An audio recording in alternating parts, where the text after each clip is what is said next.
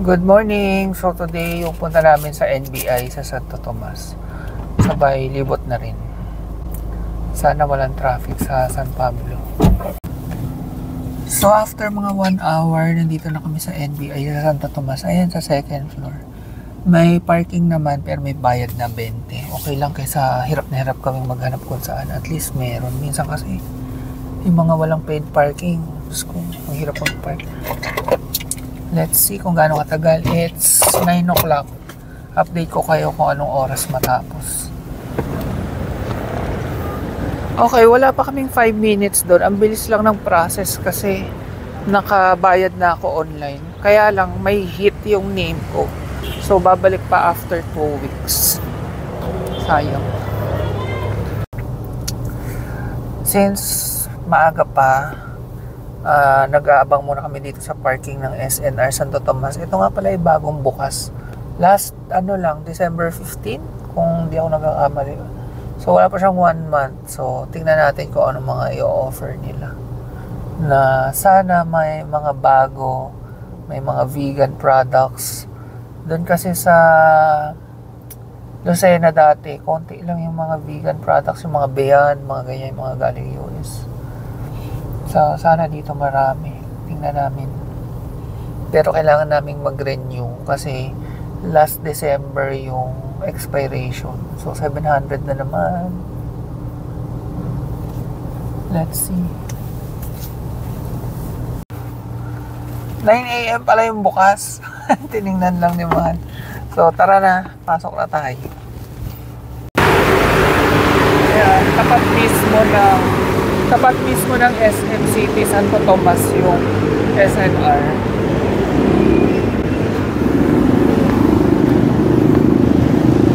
Bukas na nga.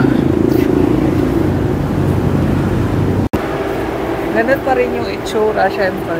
Typical na SNR. Pero halaga mong bago. Masaya. Ayan. Cetaphil naman gamit mo. Buy one take one. Baka yung ibang Cetaphil nakasale. Nakasale din yung favorite kong lotion. Ito, 449, 360 na lang. Actually, chinek ko sa Lazada. Mas mura pa rin. Yung pinakamura sa Lazada, 400. So, mas mura to ng 40. Ayan. Ang daming nakasale. Favorite ko itong mga Lutahaya. Ito kung gusto niyo ng 2-door na ref, 36 or 37 piso na lang. 22 cubic feet na. Laki. American Home ko, 10-year warranty din naman siya. Sa compressor. Laki ng freezer. Kasi laki ito ng Samsung namin dati. Hindi ko lang alam kung inverter siya. Mura ng dryer na to, American Home. Hindi ko lang sure kung 100% dry. Laki. So, i-research natin. Ito na kanyang model. Ayan may plant-based vegetable bowl. Mushroom ball. May plant-based calamari. Although, pescatarian naman na kami. Pero okay lang. Pero yung veggie bowl, mamaya kukuha kami na.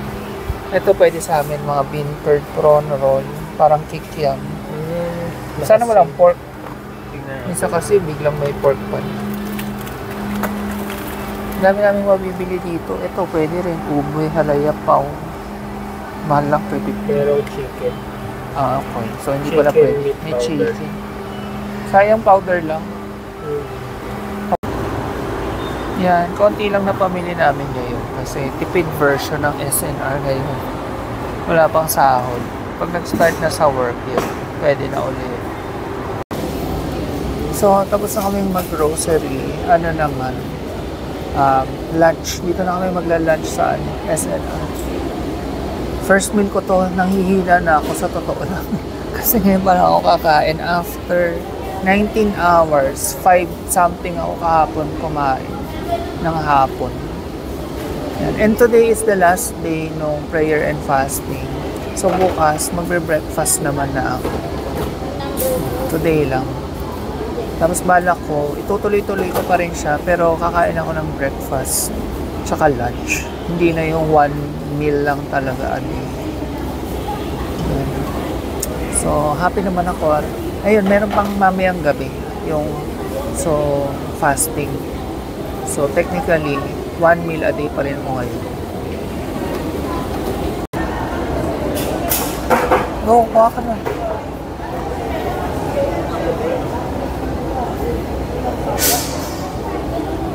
Mainit pa. Yan, medyo palpak din yung SNR dito. Kanina pa pala yung pizza namin doon. Hindi man lang tinatawag, hindi pa kami nag-follow up. So medyo hindi na siya ganun kainit. Medyo malamig na. Masarap to eh, yung napaso-paso eh.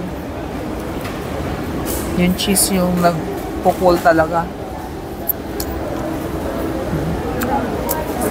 Malamig na siya. Pero masarap pa rin naman.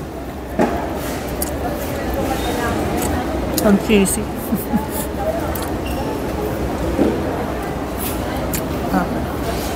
Actually, pero gusto ko talaga siyang kinakagat-kagat.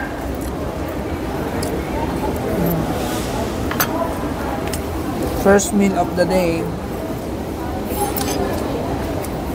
First and last. Tapos may stuffed crust sila.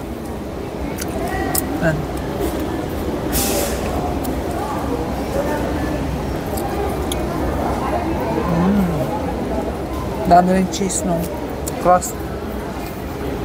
Sulit naman daw yung paghihintay.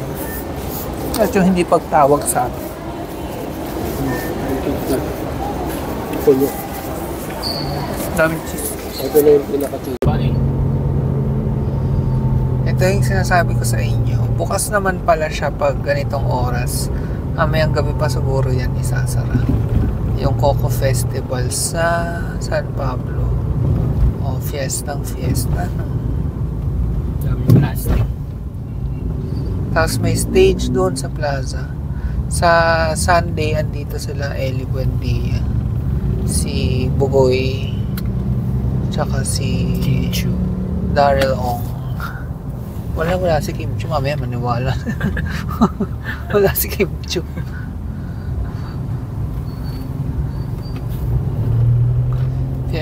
Fiesta ang San Pablo.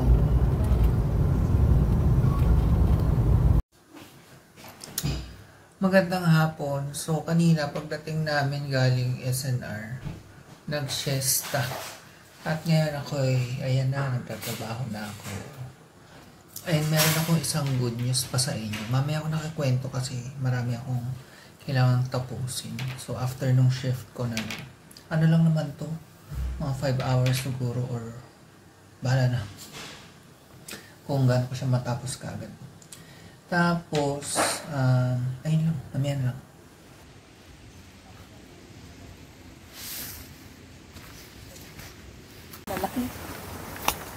Nandito kami sa lake. Mamaya na lang. Namimingwit sila mama. Dito to sa malapit sa amin.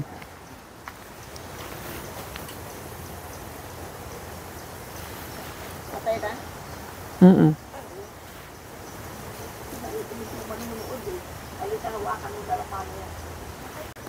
Yan, bagong gawa tong pathway na to. Wala to dati. So, dinidevelop talaga yung lake dito sa loob ng village kung saan kami nakatira.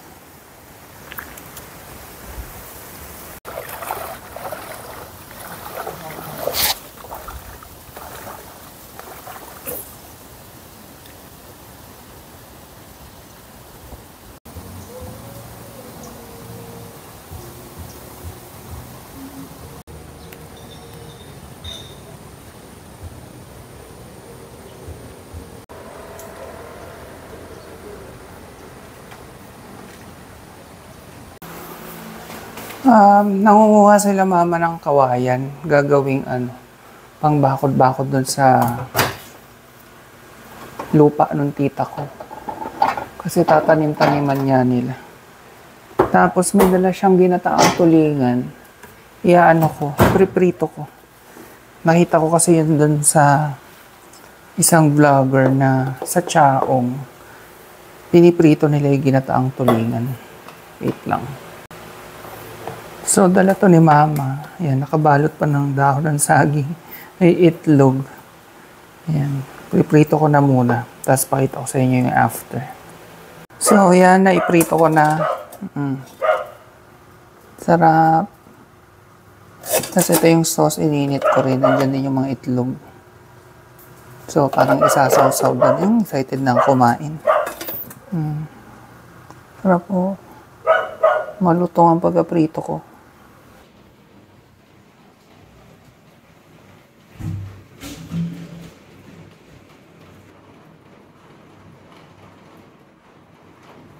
Good morning.